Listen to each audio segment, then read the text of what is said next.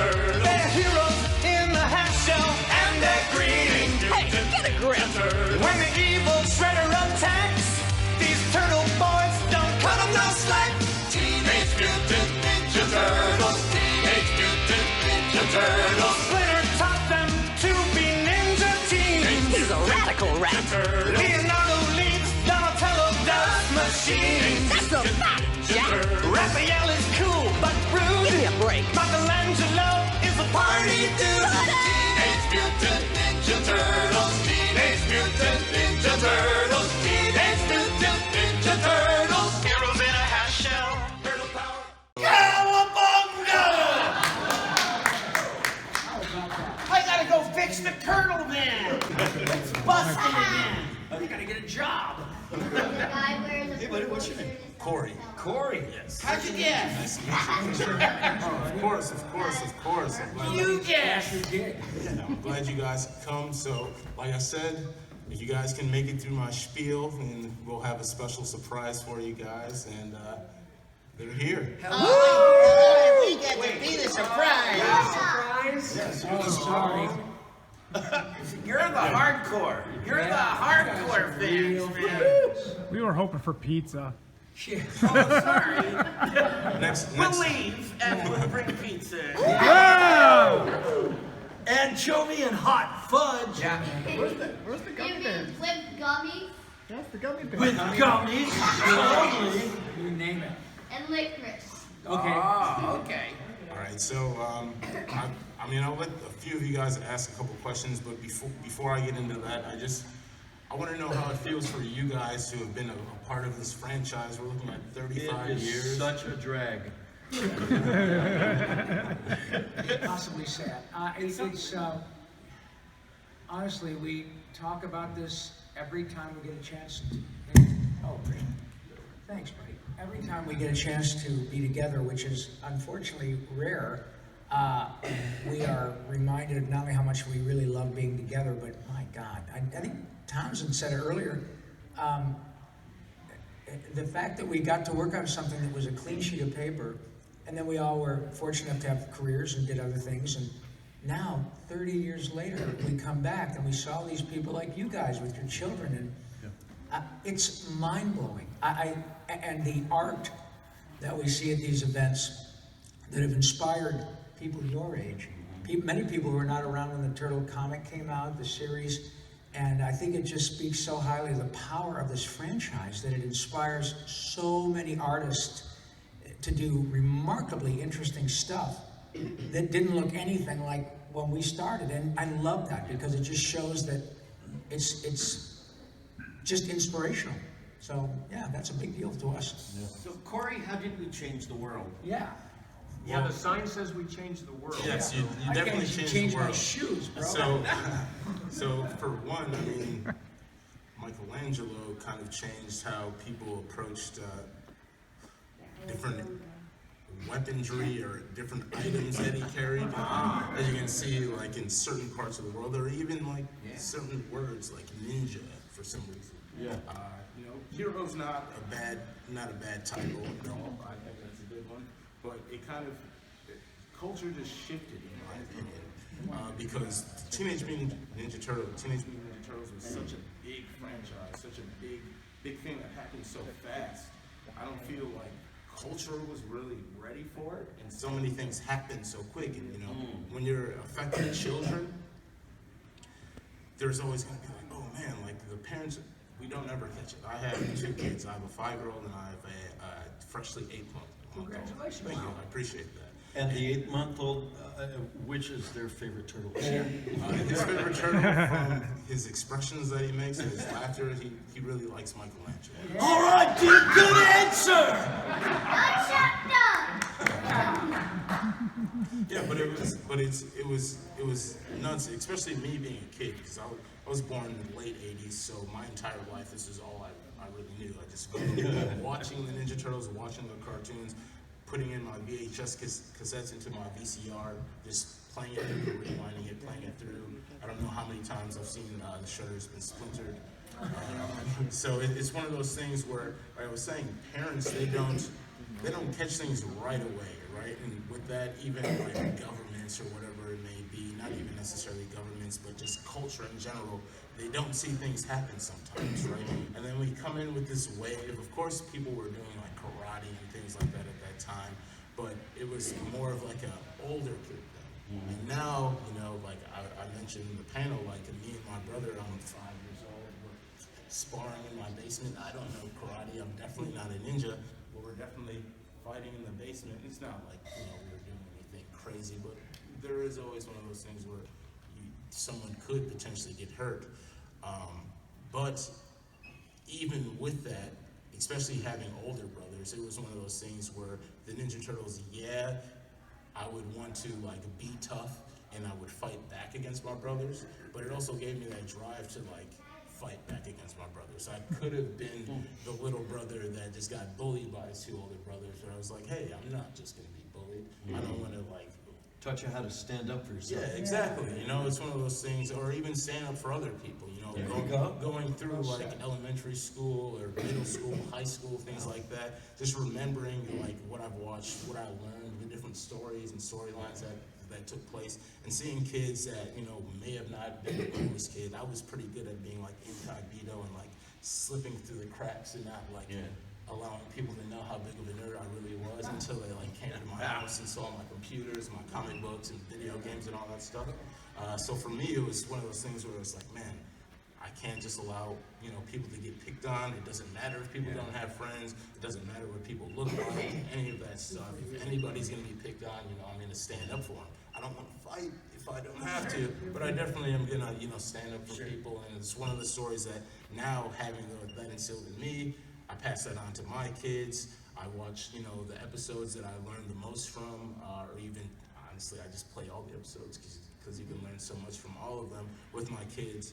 And it's one of those things where it's nice to have something that's wholesome, but also instills so many good lessons into you, be able to pass it down for so many generations, It's nice to have the new iterations. I love all of the new shows. Rise is so awesome. I love the 2012 iteration. But it's nice to even go back to my childhood and be able to show it and then still see their eyes light up and still see them receive it the same way that I received it. So. That's the thing. That happens a lot. We have a lot of people like Corey and your children that we get to share this stuff with, man. That's a big deal when you can see the multi-generational impact of this show. It's crazy. And it honestly doesn't show any signs of slowing down, man. It's crazy. Do you want to have people ask any questions, or do you have an agenda that you'd like to? Yeah, if anyone has any questions, you can go ahead and shout them out. We'll get some answers for you guys. Anybody have a question? Like something like, are you finally going to shut up and leave, Rob? Or something? I have a question. So they can get on with the real stuff? Yeah. I don't have a question. I just want to say thanks for coming. Oh, you guys were pleasure. definitely a big impact in my childhood. Thank you. Thanks, man. It's wonderful.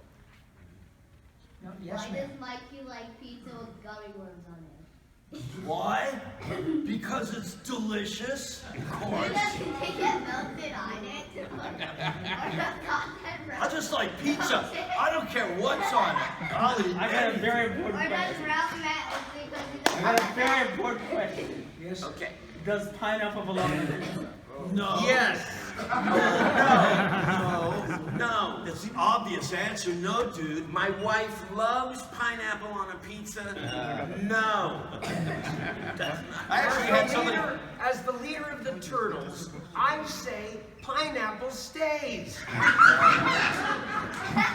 So I had somebody come up to my table today and say that it was a young gal.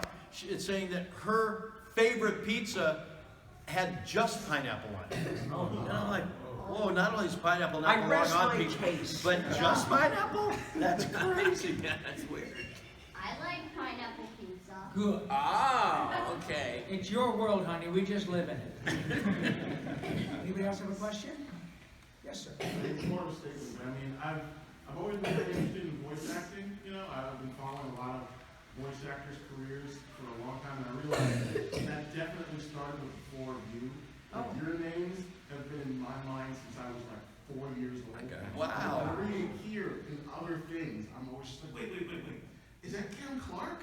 And then then you we say, said, no. I can do better than that. What about a Well, my soda? feeling is only because you all inspired me very much. You're all so very Thank you. talented. Thank you. Thanks, buddy. Profoundly kind sentiment. Thank you, sir. You, sir, in the white and red? Yeah, so with what you guys did with the original TV show, the cartoon, more touch base about how it had to be changed a little bit, more kid-friendly versus how the old Right. school comic books were with the Turtles. What do you feel like you like your characters that is still carried on with the characters today? Like your own personal thumbprint that you took and you put in that character that caught on so good and that's what they're still doing with that character. Great question. I think that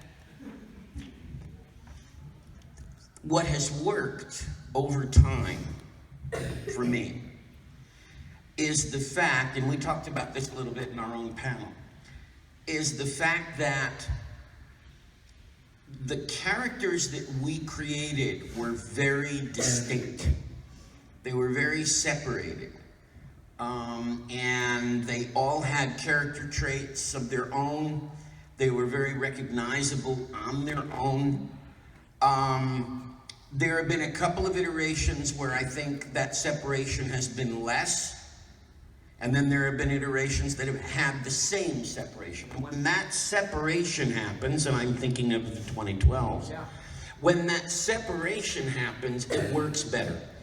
Because then we're a team, but we're also very individualized.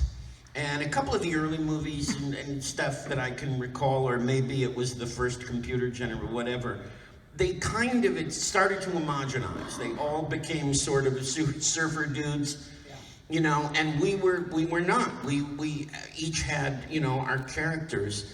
And I liked that, and I think that that's why when people come up and say, we like that original cartoon, yes, it was more kid-friendly, so we did have to do that, but I think the separation made it work. I also think that part of that separation that was helpful early on is that it gave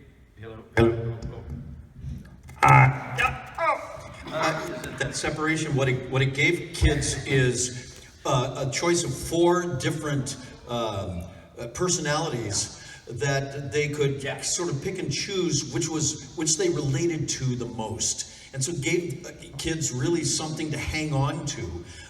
Maybe they didn't like the other 3 so much, but they liked one a lot. And for whatever reason, they connected with that. So I think that separation that Barry was just talking about is one of the things that made our original series so popular with kids, because it gave them really a hook, something that they could hang on to. I would also add, speaking of the animation itself, something that I think is kind of interesting. You know, you look at the 4 kids from Scooby-Doo, or the Archies, or what was Bill Cosby's? Fat Albert. All interestingly, distinctly designed, except for the color of our masks. It was the same drawing. That's right. So, I don't even really totally know where I'm going with this, other than to say the scripts, you were still able to have a favorite based on the character's profile, the character's dialogue, the manner of speaking, because you couldn't say the blonde one, or the black one, or the chubby one, or the skinny one, or whatever. So that's kind of just a fascinating little musing I had at looking at the pictures that have come over our table, signing autographs. I'm going, well, without the and the weapons, but still the critters, the creatures, the titles were the same drawing. Yeah. So there. Thank you. Great question. Except for when they started to draw Donnie with a missing tooth. And that was new. I know. I don't know when Also, that... my version of Donatello had, you could drive a Buick through the front thing in my teeth. Yeah, I think Bebop knocked it out. That's great. By the way, you guys did know that Barry is Bebop as well, and Cam is Rocksteady as well. Yeah. Nice. Oh yeah, why not? I like it. She's snapping in the back. Yeah, Daddy-O. Are you a neutrino? hipster in the back. I love that. What's a hipster? With the inception of the TV show, it had to sanitize the characters a bit because of how maybe the comics were darker. Was that like something that you all had to sort of incorporate into making it more kid friendly? Were you all like familiar with the comics? Was there any kind of like adaptations that you made? I personally, your question is about that because the comic book was darker and more sort of adult oriented, do we have to modify our performances at all with respect to being a kid show? I don't know that any of us were particularly familiar with the comic book. Particularly, Yeah. how about at all? I'd heard of it, and so I remember when Towns and I were working together on another show, and we were asked or told that we were going to be called into audition for Teenage Mutant Ninja Turtles. I'd vaguely heard of it, but it was still kind of, oh, that sounds wacky, why not? But I didn't know. I didn't have to because I had no sort of preconceived ideas of what Raphael should be. In the comic book, Raphael was an assassin, which is kind of cool, you know, in terms of... You say now. Now, because, you know, I cut an otherwise unimposing swath. So, but in terms of the show, no, it was getting a chance to work with three other guys. Townsend and I knew each other. I think Cam and I did, but we became obviously lifelong friends. But I don't recall having to manipulate or modify my performance at all vis-a-vis the original idea from the comic book. Yeah, and the scripts were, yes, they were not as dark, but I mean, I don't know about kid friendly. That's where I was going to go. The scripts were pretty sharp. Yeah. We had to raise our voices because we were all playing 17 or whatever, the age of the Turtles were, because we were Teenage Mutant Ninja Turtles.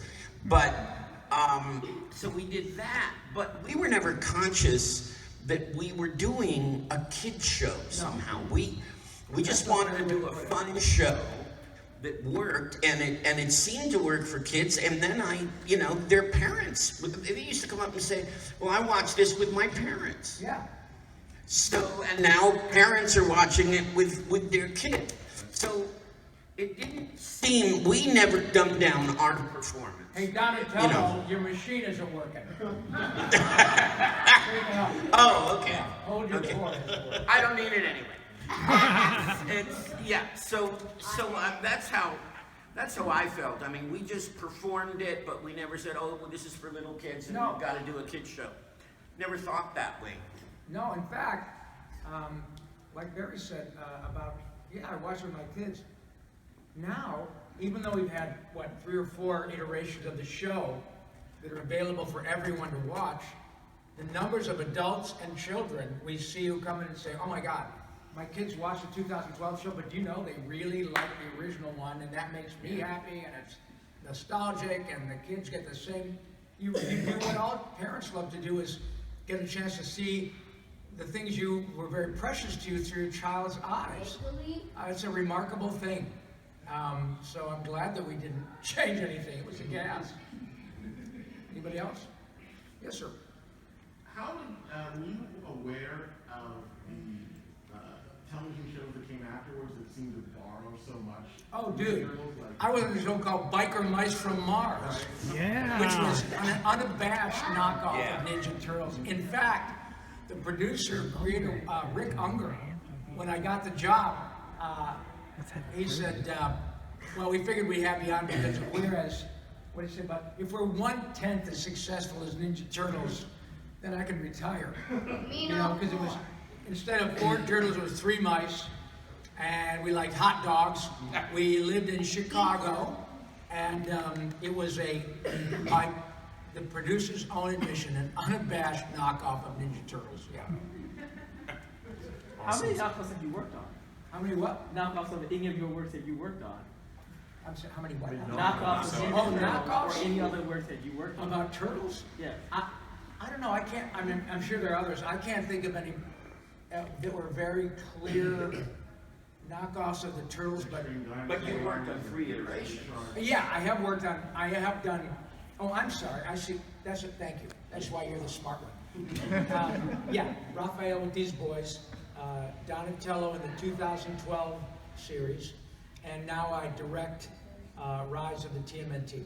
Oh, nice. But, He's a director now. I know. The director and $4 will get you a cup of coffee, son. But it is, honestly, all of us, I said this yesterday at our panel, and we all echo this sentiment. We know, we utterly understand how really lucky we are to be in this position. And it is not hyperbole to say that it's because of you guys. You know, we all obviously need an audience, but the audience for this show, for this franchise, is so dedicated and so ardent.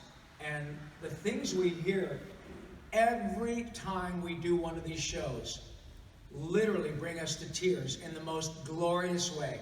Things we hear about, I mean, I don't even, you guys know that we never would have known were it not for the kindness of you to come out and tell us. It's mind-blowing that how this franchise has affected millions in such a positive way. So thank you very much. All right, well, with that said, I definitely appreciate you guys joining me. We got to wrap up the panel here. I think we've gone a little bit over. Thank you so much. Thanks, guys. All right.